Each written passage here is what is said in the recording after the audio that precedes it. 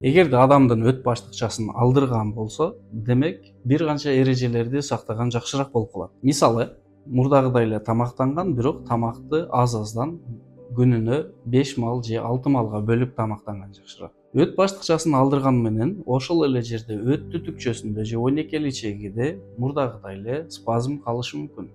Демек, үй шартында ошол спазмды бошотуп, өттүн агымын жакшыртыш керек. Андан кийин кандай гана операция болбосун, өт баштыкчасын алдырасызбы, же ашказандан, же ичегиден, же болбосо сокур ичеги айырмасы жок, кандай гана жогору жакта, асты жакта операция болбосун, сөзсүз түрдө операциядан кийин спайканы пайда кылат.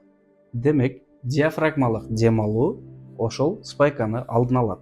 Эми эмне себептен 5-6 порцияга аз-аздан бөлүп тамактаныш керек? Себеби өт баштыкчасы бул запас сактап берүүчү кызматты аткарат. Мисалы, биз уктаган кезде, тамактанган кезде ойго жүргөн, басып жүргөн айырмасы жок. 24 саат бою боор өт суюктугун иштеп чыгарып бере берет. Боор бул биздин организмибиздеги эң чоң фильтр. Бул канды фильтрлейт дагы, ошол кандан биз жеген тамак аштагы же болбосо ичкен дары-дармектеги ашыкча мусурларды өт жолу аркылуу өт баштыкчасына чыгарат.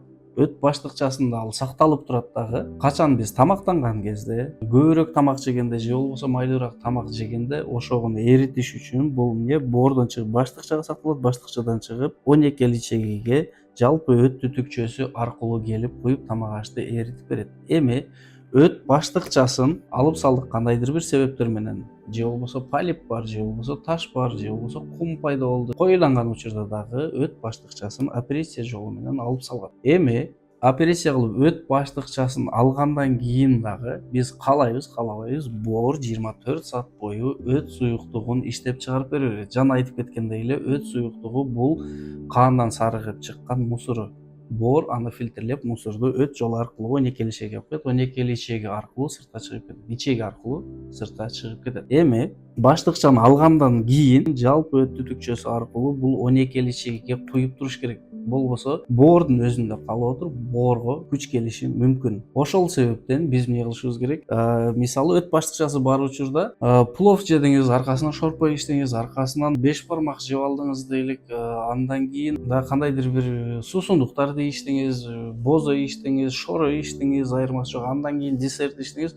Ошогонун бардыгын ошол бир учурда эритип салыш үчүн өт баштыкчасында өт суюктугу сакталып турат дагы. Аны жегенден кийин бат эритип салат. Бизге билинбеген абал. Эгерде баштыкчаны алгандан кийин, демек запас сактай турган жери жок. Ошол себептен ар дайым туура боордон жалпы өт түтүкчөсү аркылуу ойнекел ичегиге куюп турат. Демек, биз ошогону ар дайым запас сактай турган жери жок, боордо калып калбашы үчүн биз ар дайым аны эмне агызып турушубуз керек. Демек, агызып туруш үчүн эмне аз-аздан жешибиз керек, себеби запас жок. Ошондуктан бул эмне ар дайым агып туруш үчүн биз тамак ашты 5 мал, 6 малга бөлүп тамактанышыбыз керек аз-аздан. Эртең мененки тамакты азыраак көлөмдө эртең менен тамактандык, обедке чейинки ортолукта бир аз орустар айтмакчы перекус кылышыбыз керек. Обедтендик азыраак, обедтен кийин полдник, андан кийин ужин, ужиндан кийин жатарда да бир аз тамактанып жатканыбыз жакшыраак болуп калат. Себеби ал жерде циркуляциясы жакшырып берет. Эгерде өт баштыкчасын алдырганга чейин адамда көйгөй пайда болгон болсо, демек ага эмне майлуу, ачуу, таттуу, кычкыл тамактарды жегенге тыюу салышат. Ошол эле учурда операция болгондон кийин дагы ошол тамактарга тыюу салышат. Бирок өттүн дайым агып турушу үчүн, боорго кайра күч келип калбашы үчүн биз эмне кылышыбыз керек? Жана айткандай эле 5-6 маалга бөлүп тамактанып, ошол эле учурда порцияны азайтып, бирок желчегонный, орустар айтмакчы, желчегонный тамактарды жеп турушубуз керек. Өттү тамызуучу тамактарды, алар майлуу, ачуу, таттуу, кычкыл тамактарды жеп турушубуз керек. Себеби биз майлуу тамакты жегенде же ачуу тамакты, таттуу тамакты жегенде аны эритиш үчүн өт көбүрөөк керек болот.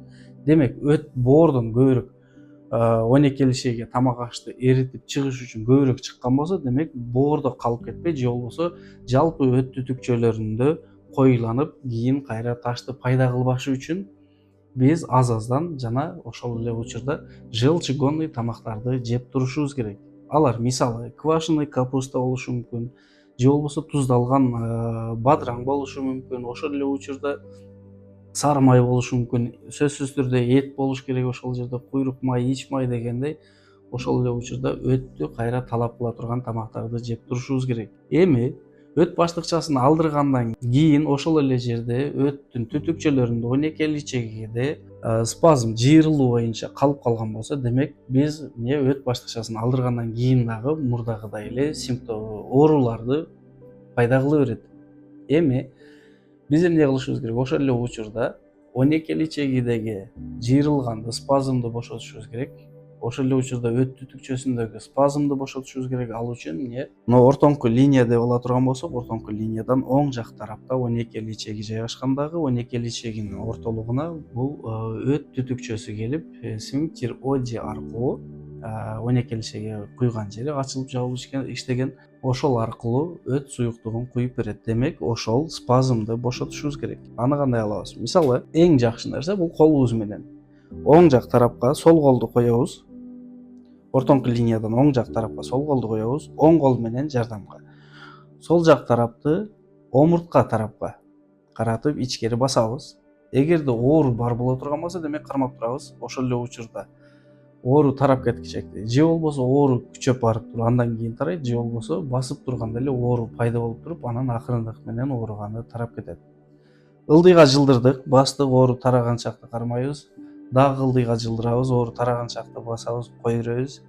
Ошондой кылып бул жердеги жыйырылган спазмдарды бошотуп алабыз дагы. Бошоткондон кийин өттүн агымы жакшырып берет. Андан кийин ар кандай операциядан кийин, өт баштыкчасын алдыргандан кийин, же болбосо бул жерден жогору жакта, ортолукта, астында, ички органдарга кандай гана операция болбосун, операциядан кийин сөзсүз түрдө спайканы пайда кылат. Демек, ошол спайканы алдын алыш үчүн биз диафрагмалык дыхание жасашыбыз керек. Диафрагмалык дыхание бул демди алганда ич менен дем алышыбыз керек.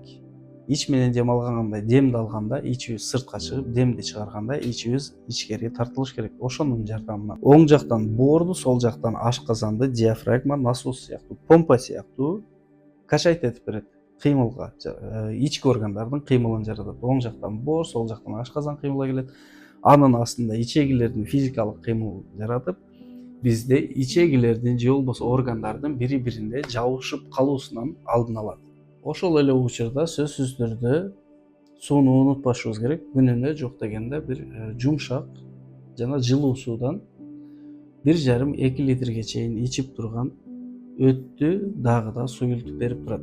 Ушул эрежелерди өзүңүзгө колдонуп көрүп, жыйынтыгы менен сөзсүз комментарийга бөлүшө кетиңиз. Сиздин оюңуз кимдир бирөөнүн дагы жасашына түрткү жаратышы мүмкүн.